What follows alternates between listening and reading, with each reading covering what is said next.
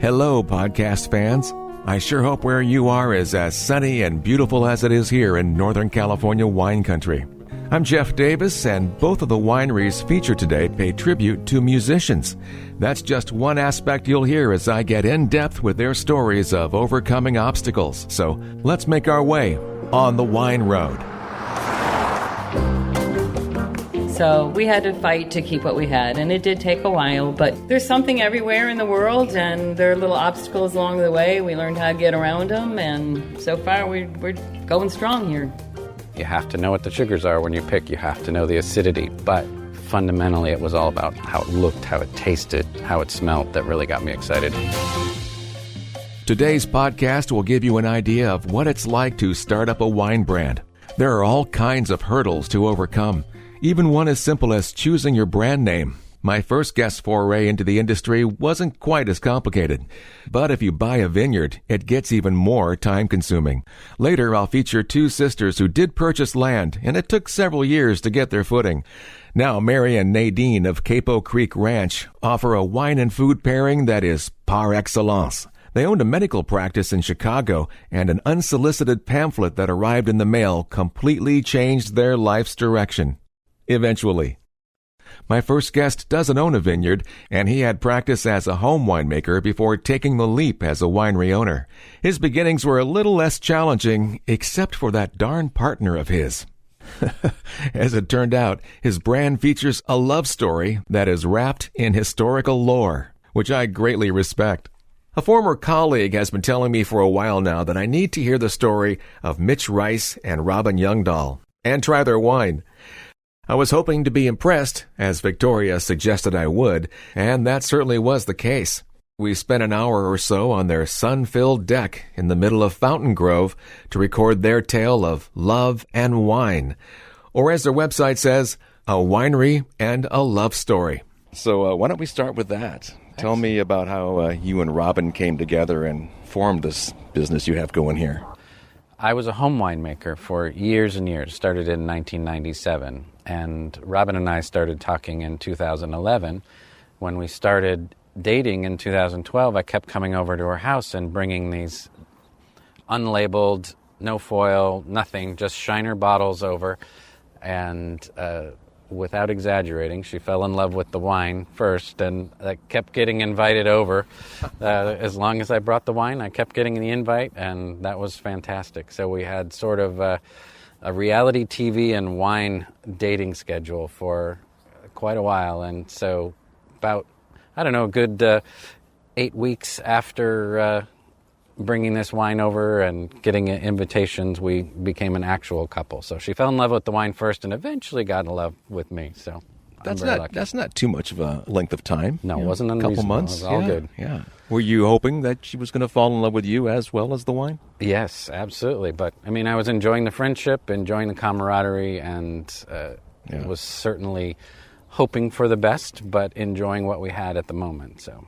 From what I understand, Robin was quite the world traveler and always in search of interesting places and wonderful wine in some of those interesting places. Definitely, yeah. She's been a wine lover and had the good fortune to travel much more than myself, so it was a nice mix. Was there a fear that she's just going to like me for my wine? No, that was not even a fear. It was a reality for a while, but that was just fine. I guess the question was, is she ever going to love me as much as the wine? There you go. That I couldn't predict, but it worked out in my favor. And you're a photographer by trade. One of your peers, who is a photographer, is also a home winemaker, and he has a brand, and he's had it for a little while now. Yes, yeah, Alan Campbell, and actually others. The person that I was the assistant with, I started when I was 12 years old, so something that I've been doing for years and years. But my first professional gig was actually an assistant for Kelly McManus here in Santa Rosa, and he was a home winemaker as well. So he's where I first saw, like, hey, you can do this in your backyard. This is pretty good. And then there's a local supply place called the Beverage People, wonderful resource for information and tools, and they actually hired me to photograph the process of making wine and the process of making beer, and the winemaking stuck. I've never looked back. What is it about people that have a good eye that it also makes them a good winemaker? I definitely agree that there are, people who just have an aesthetic for making wine. I think there's a couple distinct approaches to winemaking. One being the creative approach, which is my own, and the other being the sort of scientific or by the numbers approach. And neither one's right or wrong. It's just, for me, I had to approach it based on the aesthetics, the flavor, the aroma. That's what excites me, rather than whether it's exactly the right pH. And, that kind of stuff was a little more of a learning curve. You have to know it. You have to know what the sugars are when you pick. You have to know the acidity. But fundamentally, it was all about how it looked, how it tasted, how it smelled that really got me excited. Yeah, and the combination of art and science. Absolutely. Yeah. There are 3 words by which your business honors your winemaking endeavors, and that's harmony, community, and prime. And I love how those have come together. Yeah, when we were searching for a name, we were originally just looking at prime, and as luck would have it, taken by somebody else, but we found Mersenne, who is the monk that's represented on our label. And he was the first to describe harmony in string instruments. He was the first to develop a formula for finding prime numbers, and he was also the grandfather of the scientific community. 200 years before there ever was a journal of nature or any scientific journal, he was receiving letters from the thinkers of the time and publishing them throughout Europe. So we saw that it's prime fruit, harmony of flavors, and a community of people to enjoy it. That's really the fundamental of what we're putting together. What an ideal character to have to represent. It was wonderful, brand. Yeah. And there's so many, the more we look at his life and what he did, it just reflects well on what we are trying to do in the winemaking field. I'm surprised that no one beat you to the idea of him representing a wine brand. We were pleasantly surprised as well, yes. Yeah, there's Mersenne as it relates to the Mersenne Prime, which is actually still in use today. So he was in the Renaissance period, and some of the prime numbers that have been found in recent years were still Mersenne primes. They still followed a formula that had been discovered hundreds of years ago. So in mathematics, he's much more well known, but we responded to all the other aspects in addition to the mathematics. In what century did he live? He was Renaissance, so late 1600s. Wow, that's fantastic. What a beautiful drawing, an illustration that you have on your website that you had done. Thank you. Part of being a photographer for years is that I had developed relationships with illustrators and label designers and people that were in the industry. So Mike Gray is the label artist for that illustration, and he was able to take our idea of working with sort of Renaissance-era etchings of the actual Mersenne and conveniently placing a bottle of wine in his hands to illustrate where we would like his story to go. And a big capital M in front of him. Absolutely. The illustration really does capture the essence of the monk, Mersenne. He's an ideal figure for their brand and is represented well on the bottles. I think he would be pleased with the illustration.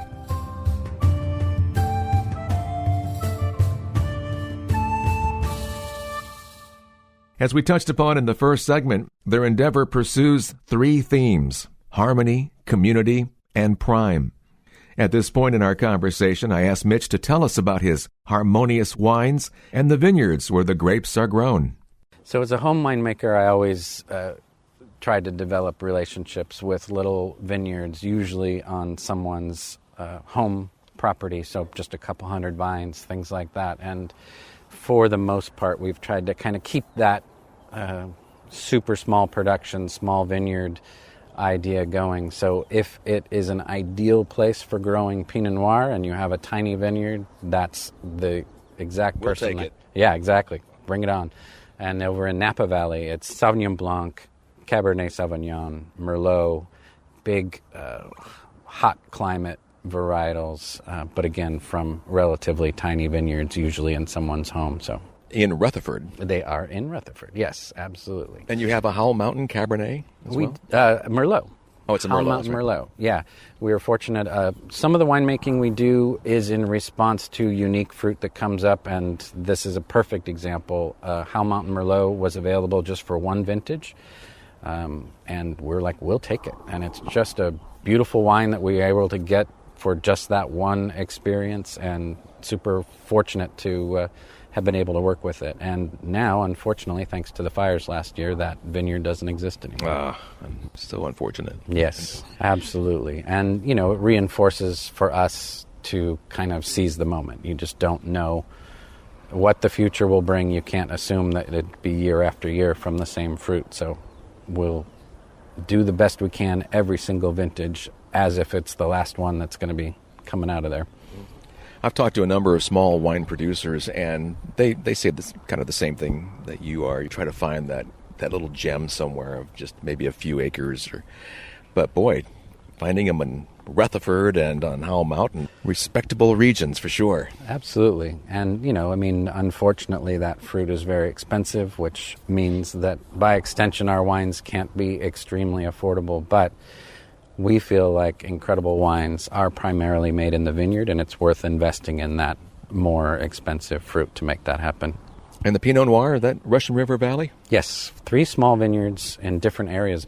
2 of the small vineyards are in Green Valley, and 1 is a little bit more in the Piner Olivet area. Nice. Yeah, and, slightly different elevations, slightly different clones, but when we bring them all together, it just makes, a wonderful, harmonious. Piner and Olivet, not too far from where your tasting space is. You're in that industrial park off Coffee Lane, where Carol Shelton's space is. Yeah, Vinify, Carol Shelton, a number of producers in this kind of very industrial community. Everything from churches to child bouncy houses to the Vertex Climbing Center. We all share this industrial space, and it makes a great community of wine and family, and there's a brewery across the street. So we get a nice vibe in that space for people that are passionate about what they're making and not necessarily as passionate about having an extremely beautiful palace to make their products in. Right. You were telling me the last time we spoke that you're not really pursuing tastings right now in that space. You're doing some virtual tastings, things of that nature, so for now. Yeah, we put together some beautiful tasting kits, a sampling of either 3 wines, or a couple of the kits have more, where you can order it and be happy to do like a Zoom tasting with you. We're just trying to stay safe and be respectful of, we don't want wine to be the cause of anyone getting sick, that's for sure. And so now that the world is opening up, more people are getting vaccinated, we're definitely looking forward to having more in-person interactions. But for now, we just need to be safe. And does Robin join you on occasion? She does, yeah. She works extremely hard with the other things that she's doing as well, so I have more available time for tastings and more hands-on knowledge with where the grapes are grown and things like that. But we love doing things together. Because from what I understand, she's kind of shy. She is a bit shy. And yet no one that knows her would describe her that way. It's one of those. Okay, yeah. But apparently not concerned about her appearance at all. No, not at all. He's Mitch Rice of Mersenne Wines. Before the COVID era, Mitch and Robin were known for throwing some really good parties with music at their tasting space. Yes, generally in the spring we'll have a large event where we push all the barrels back, set up a stage, and get everyone together at the winery. And then in the fall we've been doing it because production is happening and there isn't as much room in the winery. That's the one we've been doing here at the house. So it's a lot of fun. Both events are unique. We try to have a great musician come play for us. In the past we've had Scars on 45, Andrew McMahon, Andrew Leahy, Scott Mulvihill, just sort of artists often from Nashville, sometimes West Coast. People just want to come here and enjoy a great show. Yeah, and Scars on 45 really made an impact on you, and they're actually from Great Britain, right? Yes, Bradford, England. They were the very first artists that played for us. They have now played at least 3 shows for us, and we definitely consider them friends. When they're in the States, we would love to have them come play. With COVID, they haven't been traveling as much. We were supposed to do a show last year in June, but obviously that didn't happen, so we can't wait to have them back.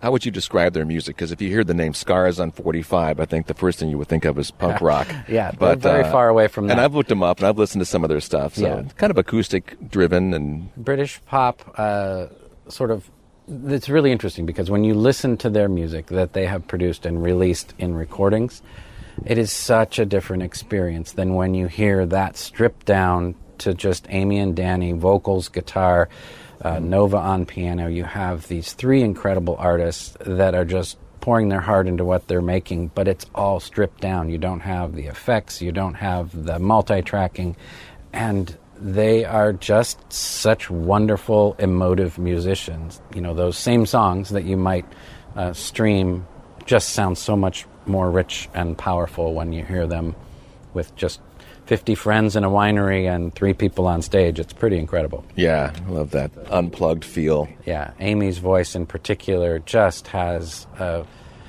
sort of a subtle cry to it, and Danny too. So together, their harmonies and things are just incredible. And the music they lay on top of all that is absolutely heartfelt. Very fun. And you're so close with these guys. You had a label made for them. You created a wine called Scars on 45. Absolutely. I believe after the second show that they played for us, they were staying over at our home, and we were drinking wine, and they're like, we would love to make a wine. I'm like, are you serious? And they're like, yeah, absolutely. I'm like, all right, let's do it. And so we made an Alexander Valley Cabernet in 2015 and named it SO45. So we worked together with the band on doing the blending and the label design and all that kind of stuff and put it together.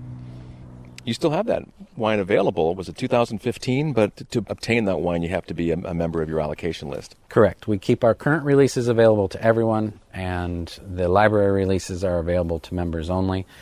And occasionally, as is the case with the Scars on 45, we're fortunate enough to also have it in restaurants. So that particular wine is available at Stark's Restaurant, which we certainly appreciate their support, and it's exciting to go there, have a wonderful meal, be able to have our Alexander Valley Cab. It's a wonderful sense of support from a wonderful restaurant.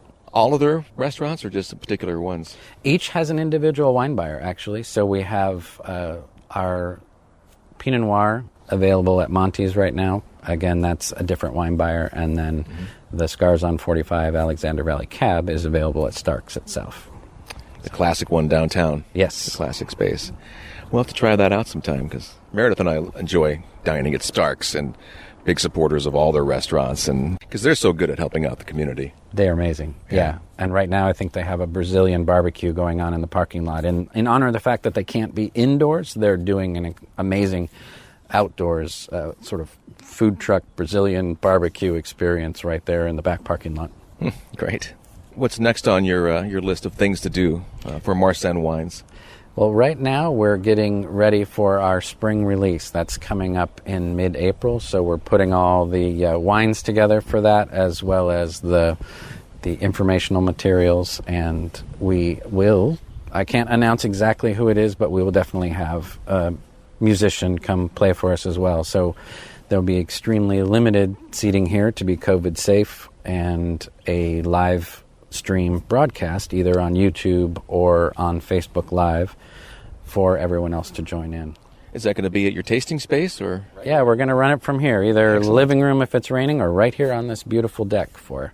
Nice. Yeah, so there's we're excited. A bit of a space here for a small band and a few people. Yeah. The artist that we're looking at is a solo singer-songwriter. And once he's confirmed, we'll be definitely putting that up on the website for everybody. Awesome. And the website is? MErssenneWines.com. And you were telling me earlier your spring release is going to include a vertical of your Pinot Noir? We are offering it for the first time a vertical. So that will be in addition to our spring release. The main wines, we're releasing our 2019 Pinot. We have a extremely limited Sauvignon Blanc for the first time. That's our Fumé Blanc coming out from 2018. And we have a beautiful Cabernet vineyard that we work with here in the Russian River Valley. And it's always one of our favorite Cabernets, and that will be on the release as well. So Pinot Noir, Fumé Blanc, Cabernet Sauvignon are the wines that are new for this release. And then we're excited to be able to offer, for the first time, a vertical of the 17, 18, and 19 Pinot Noir. Nice. And your wines are so good. Thank you for letting us come over here. It was about a month ago, I guess, and it was a day very much like today. Yes. The sun was shining, and we sat out here and went through your wines, and they're so soft and supple, but there's flavor to them. They're approachable and just fantastic wines. You've done a great job. Much. Yeah, we strive to make sure there's always something interesting going on at the right off the bat, mid-palate and finish, all balanced and full of different flavors and notes. So we're excited about the wines that we're putting together. Harmonious.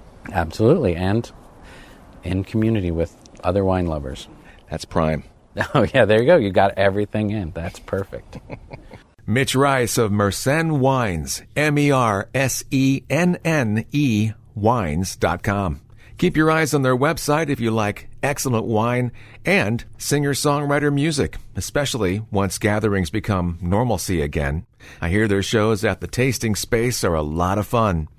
And you can look up Scars on 45 at scarson45.com. Thanks to Mitch and Robin for hosting my wife and me on their patio and sharing their wine. Back during Super Bowl week in 2016, I was conducting interviews in the Sonoma County Vintners tasting space. There was excitement in the air. It was Super Bowl 50, and there was a huge entertainment and experience center by the Embarcadero in San Francisco. And that's when I met these two entertaining sisters, Mary and Nadine, who were so fun they made it on my Instagram post that day. After 5 years, we finally sat down together for this relaxed conversation in their wine cave. And like so many winemakers and owners I often come across, their path that led them to Dry Creek Valley began from a most unlikely place. That's right. We had a medical center, medical imaging center. I was working as a physician. My husband, Bob, and I were both docs with 6 kids and just going through our crazy lives. And Nadine, I had sucked her into the medical business with me, so the two of us were running the center. She was doing administration and HR, and then I did all the medical side of things. And then together we did the marketing. But all of a sudden one day a brochure came in the mail, and it was from UC Davis, and the title of the brochure was, "Do you want to be a winemaker?"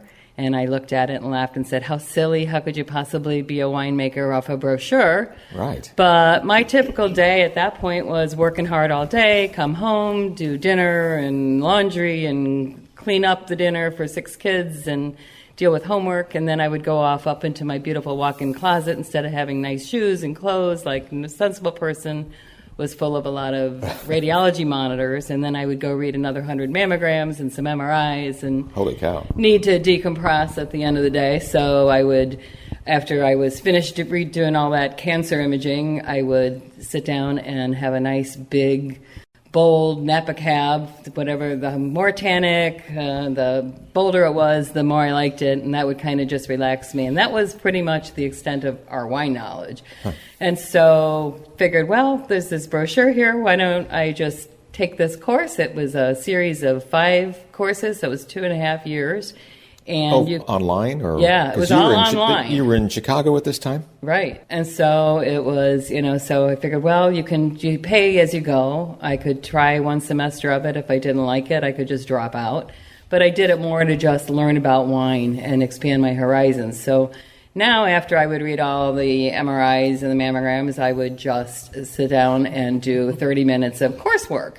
And that would take my mind off medicine and take me to and transport me to other areas and just drink whatever wines we were studying about at the time, and that opened up my world to Grenaches and lots of other wines. So it just kind of became more of a hobby and an interest in it. And then one thing led to another, did the whole 2.5 years, and still just tucked that little wine certificate away and thought, that's cute, now I'm a winemaker, but never still thought I would be a winemaker. And then Bob and I talked about, well, someday it would be nice to retire out here to Dry Creek. It's such a beautiful area, and we had visited here before, just, driven through the valley. Is that why you chose Dry Creek, because you're familiar with the area? It was on our top of our list, but realtors kept saying there's nothing available in Dry Creek and kept trying to show us Napa, and some other things. But eventually we did find a place here. Mm-hmm. And we just kind of, medicine started changing, and the hospitals started buying physicians, And physicians would call us, since we were privately owned, and say that they were being told that they had to start referring their patients back to the hospitals.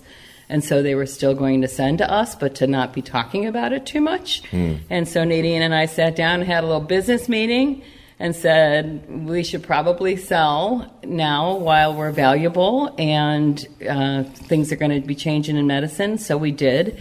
We were approached first by the local hospital, and that's when we started really considering it. Yeah. People had been asking us for a long time, we want to buy you, we want to buy you. And I'm like, no, I'm going to be a doctor forever. I'm never going to sell this. We loved our little baby.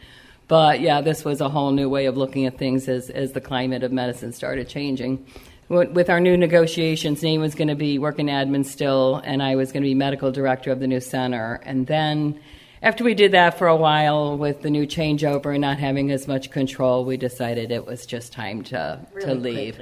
Really quickly thereafter, like 6 months and 12 months after we sold, we were gone. What was your initial thought, though, Nadine, when Mary broached this topic? Oh, after we got out of it, and she says, what are you going to do now? And I said, I'm going to play. I'm going to relax. I'm going to travel. I'm going to go to Cubs games. I'm going to learn to play the guitar. She said, no, you're going to be so bored doing that. I go, it doesn't sound like I'm bored.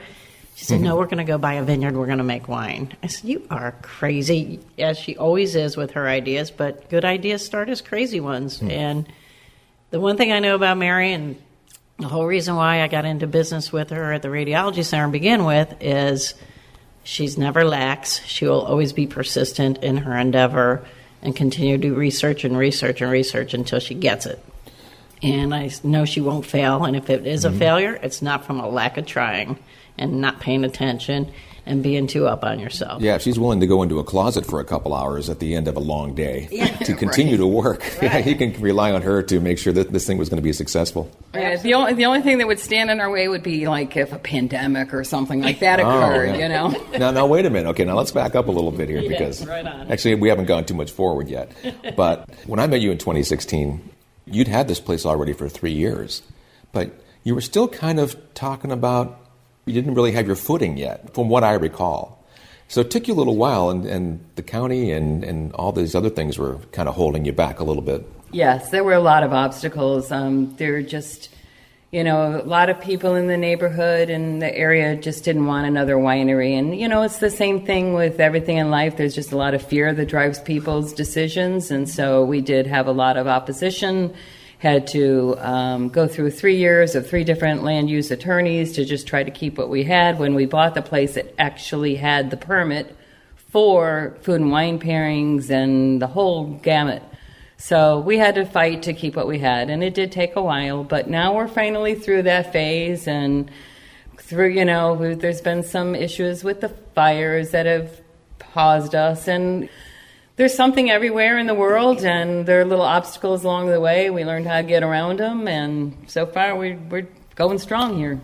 Yes, they are going strong. There was one other hurdle, of which many wineries are challenged with, getting a name approved. They had a perfect one chosen that tied in with their music theme, but there was a cringe-worthy situation they had to overcome. Yes. When we first decided to do this, we thought of about 500 different names and thought they were all so cute, and they weren't there on Google search. Then we'd go to look at the trademark search, and they'd be taken. And so we sat back and said, well, really, what's it all about? It's really Bob and I trying to find balance in our lives, and eventually, as we brought Nadine and Peg in, just decided, well, let's call it E-string sellers, because the E strings are the high and the low strings on a guitar. And since our lives have been full of so many highs and lows, we figured, well, let's strike that balance in the middle. Clever. And had a little trademark attorney go ahead and check it out for us. And she said, okay, everything's good to go. And then about a month later, I opened up my medical magazine, and there was an advertisement from Pfizer Pharmaceuticals for E-string vaginal cream. And we're like, oh, no. We thought 2 things we don't really want to be at the top of the Google search when you're looking for our wine. That would be vaginal cream and maybe hemorrhoid cream. So we are still legally E-string sellers, LLC. And on the back of our bottles, it does say produced and bottled by E-string sellers. But we came up with a new DBA. And we were out here. It was one of the first times it had rained since we'd been on the property. It was a good rain, and we found this little hidden creek with all these little about 20 little waterfalls that babble through it. And it's just a beautiful, untouched piece of land. So we decided, let's just call that Capo Creek. Capo is a little clamp that goes on the neck of a guitar and changes the pitch. So we named it Capo Creek, and then at that point was so tired of worrying about a label anymore. We're like, this would just be fine for our label.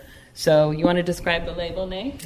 So the label is acoustic guitars, and it's the center cut of it. So you get the sound hole on it with the nice wood grains, and Mary has designed with graphic designers intricate detail and beauty in all of those guitar labels. And every time we come up with a new varietal or a new blend, you get to use that creative aspect again and load it up in there. And you use the music idea to name some of your wines as well. Your blends are called Open Mic, Tremolo, and so yeah, it's nice. Open Mic, Tremolo, Songwriter Red's a real popular one for us as well. Playlist, and those are all our blends. And then everything else is 100% varietal, is just the grape. Yeah.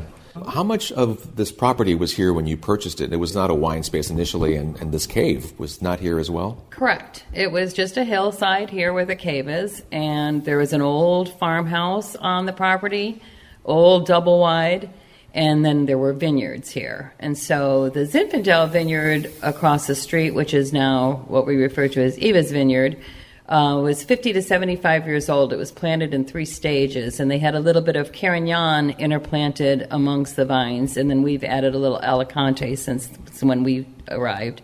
So it's a field blend. And that we rehabilitated because since those vines are so old, we really wanted to, keep them and nurture them. And then the hillside had additional vines planted, but a lot of them were newer vines, and they were pretty diseased at that point for as young as they were. So those became replanted into our other varietals, mostly Grenache, but we have a little bit. We've planted Cinsault, some Counoise, some Claret Blanc, a little bit of Tempranillo. By accident, we planted the Graziano because we were trying to plant Mourvèdre, and the nursery accidentally gave us the wrong material. So when we read about it, can you believe it? A couple of years later, it was 2 years into it, and we I saw something online about this one nursery that had given the wrong material, and I'm like, oh no, that couldn't be us possibly. And sure enough, we got the plant ID book, went up and looked, and so there's Graziano. So it was growing so well, we didn't have the heart to remove it. And since, along the way when we were doing our medical center, we really started enjoying the Spanish wines and would do some of the women in wine conferences with some Spanish wines. So I like the idea of taking our existing Grenache and then adding it with the Tempranillo, and of course now the Graziano would go with that program as well. And Mourvèdre would have been nice as well with that. Yeah, exactly. The Monastrell, yes. I think you should call that blend B-side. B-side? Because it's not the A-side that you were hoping for. There you go. It's not the hit, but it's still... It might work. And the one we have right now in bottle is lovely, so it's not quite released yet, but it's going to be nice. So how many varieties do you think you have now altogether? Have you even sat down and counted? I did count and I lost track again. Something like 11. It used to be 9. I think you're up to 11 now. Yeah. On how many acres? Well, there's 50 acres of land, 20 acres of vineyards. It's a lot of varieties for 20 acres. A lot of small stuff, and that's kind of what makes it really exciting on a day-to-day basis. You've got all these little tanks that are going with different varietals. The nice thing is they ripen at different times, so you can actually deal with one varietal at a time. Yeah, and that's then very go back important. and then blend them as when you're ready to. Mary and Nadine of Capo Creek Ranch in Dry Creek Valley. My wife and I were invited to experience their ultimate food and wine pairing a few weeks ago. First of all, we really enjoyed the wine. The food component was truly phenomenal. Mary is quite a chef. On the website, they describe the experience as, "We delight guests with our sinfully delicious cooking paired with a variety of fabulous wines." I told him that is an accurate statement. There you go. Thank you very much. Thank you. Yeah. Do you want to run me through some of the food that we had when we were here for that pairing? Sure. Do you know it off the top of your head? Or? No, because we change it out all the time. We kind of ask people, what are your food aversions or allergies, and then kind of mold the menu based on what's kind of growing in the garden. We try to do as much farm to table right here off the property, but also what's in season, what do the local guys providing at that point in the farmers markets. But so let's see. The day you were here, we did the rosé with the sesame tuna wonton, which we crisp up with a little wonton. This recipe is actually on our website. Then we had the poblano soup, which we take these roasted poblanos and mix it with a little potato and homemade chicken stock and a little bit of grilled onion and blend that all together. Then that was topped with a cornbread crouton. That was fantastic. And served with? With the Grenache Blanc, which is a Rhone white. Nice, and we love the white Rhones because they just have such nice creamy mouthfeel. Then we had the Grenache Noir 16, which is one of our newer releases, and that's just a lovely wine. It's got a lot of red fruits in there, but it's got this interesting candied orange peel flavors to it, and little white pepper, and just lovely nose as well. That was with the black garlic crostini, and that black garlic is like a whole clove of garlic that's been fermented over time, and it turns black and becomes nice and soft and sweet, full of umami flavor. And we just put that on a crostini that's already been pre-prepared with a little bit of olive oil and butter and garlic salt, and then caramelized onions with fontina and Gruyere cheese. That was also wonderful. That one's pretty addictive. It's cheesy, but it's crispy at the same time. Then we did our Estate Zin, which, by the way, we just got a gold on that one from San Francisco Chronicle. Congratulations. So that was the 2018. I was proud of that one for as new as we are. And that one, it's just the wine has this beautiful nose, beautiful silky mouthfeel, nice long finish. And then it's just, cherry pomegranate and a little bit of licorice. But pairs really nice with this Cotswold pierogi. Pierogi is a family recipe. We're kind of Polish-Ukrainian. We're actually Ukrainian, but we were told we were Polish our whole lives growing up, so we thought we were Polish. And all this while, you thought you were Mourvedre. Right, That's exactly. Right, exactly, just like that. So the family recipe, when I used to have parties growing up, my mother would say, Mary, you need to come upstairs and make the pierogi. I'm like, I'm in the middle of a party. So all my friends would be down there partying, and I'd be standing up there rolling pierogi. Oh. But we fill it up with cheese and potato, and the Cotswold cheese that we use, both inside and on top, is like cheddar-y chive type of blend, and it just works really nicely together with that red wine. Then we had a rustic filet with whipped tates. So our mashed potatoes or whipped potatoes are pretty popular. Everybody just loves those all the time.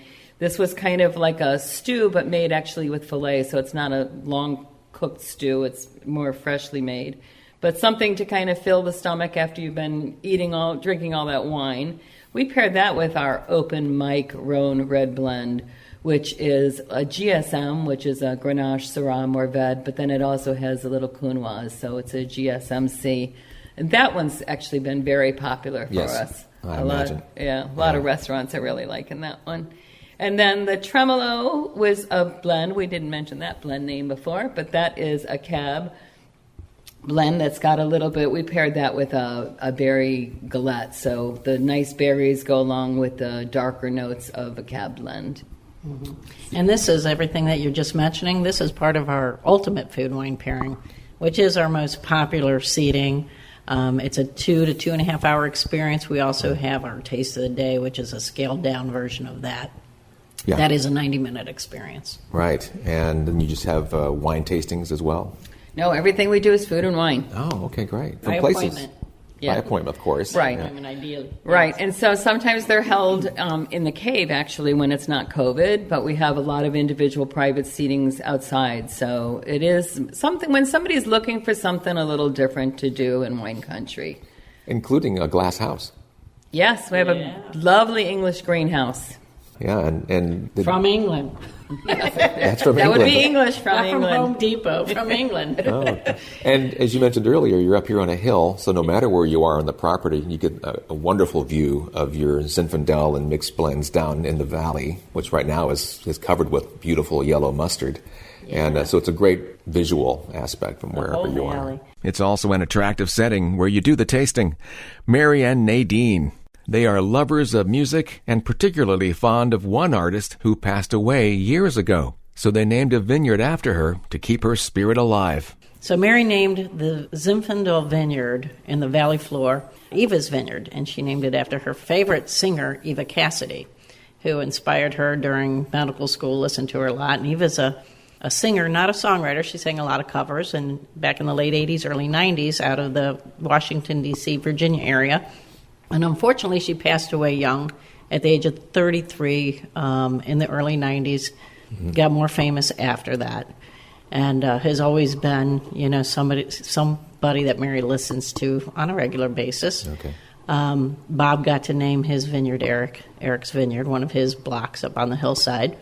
But after Slow Hand? After Slow Hand Man. He also named their dog Layla after Slow Hand.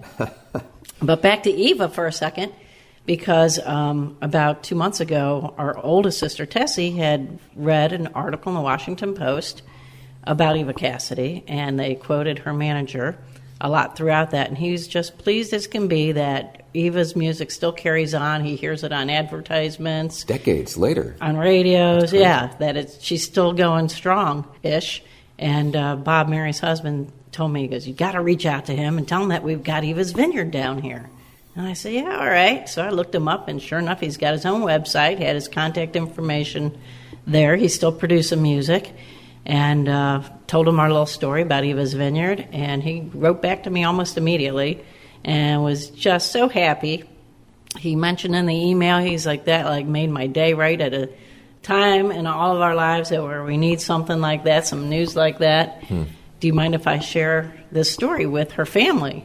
But so sure enough, he did share that with Eva's family, and the weekend of Valentine's Day, just a couple weeks ago, we got an email back from Eva's sister, who also was just floored by it and just thrilled to hear about it and cannot wait till COVID's over and she could travel and come on up and see the vineyard that is named after her sister. Yeah, she really does have a magical voice, and too bad she was not better appreciated while she was still alive.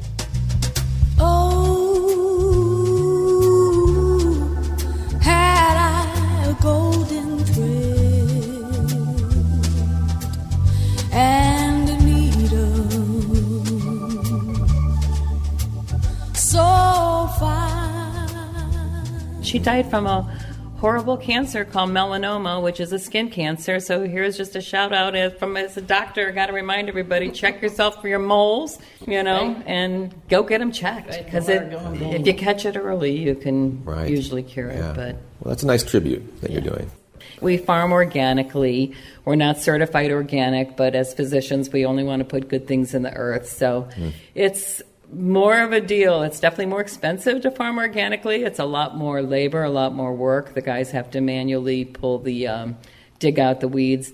We do have a flamer, which is a little propane thing on a cart, and they go through and flame the weeds, and that we can do, though, because of fire issues out here and being a little drier, we can only do that early in the season. So after that, it becomes hand dug.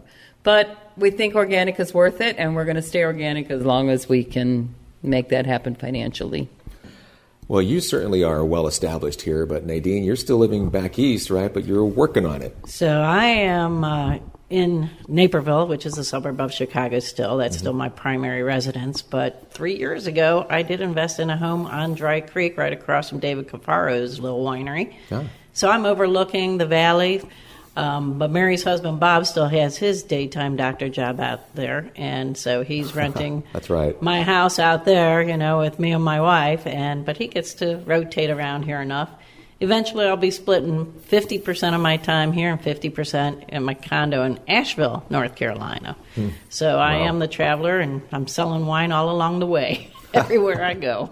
Out of your trunk. That's right. Just driving, right? Shipping it. She puts up a roadside stand, Nice. Come and get it.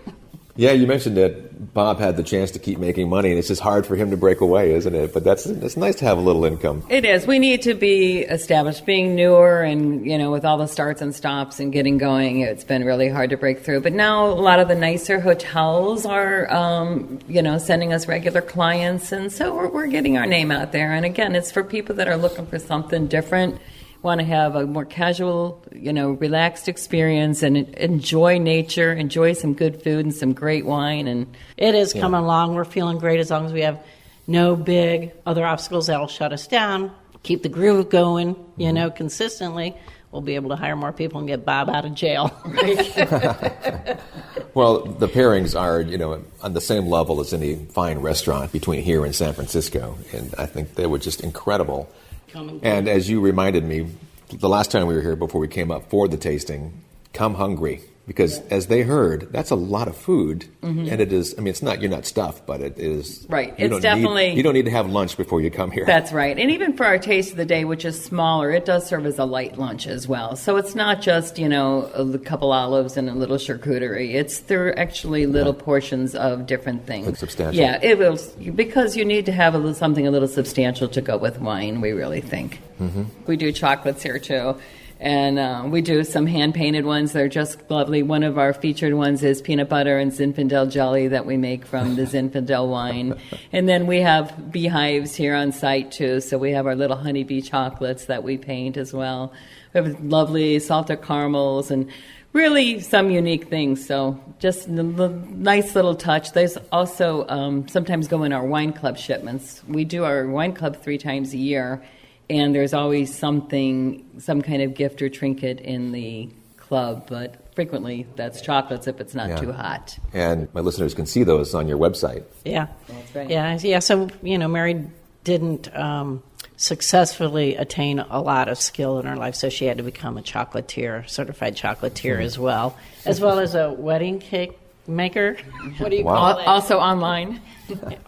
Also online, but you did it. No, Wilton. Well, and you girls are a lot of fun to hang around with. You're very entertaining, and it's a real pleasure. So this is an experience that I think anybody would appreciate. Well, we love people, and this is, we have an opportunity to make people happy. I mean, it's like the entertainment business. You have a chance to actually put smiles on people's faces, and that is mutually, successful. They do it back to us, and that's what gives us joy, and it circles around.